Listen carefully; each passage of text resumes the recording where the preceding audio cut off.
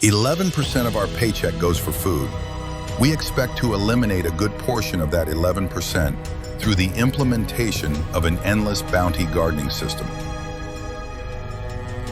But it isn't the cost of food that is the reason for growing an endless bounty gardening system.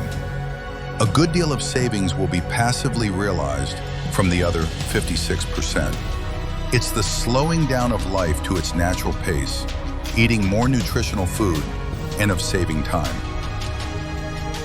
With time, there is the potential for freedom. An endless bounty offers both time and freedom. This is Living the Good Life, inspired by the endless bounty gardening system and your own systematic implementation of the system at your home.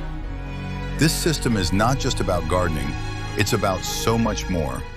This is a whole new way of looking at food and how we grow it. Order a copy of Endless Bounty now on Amazon.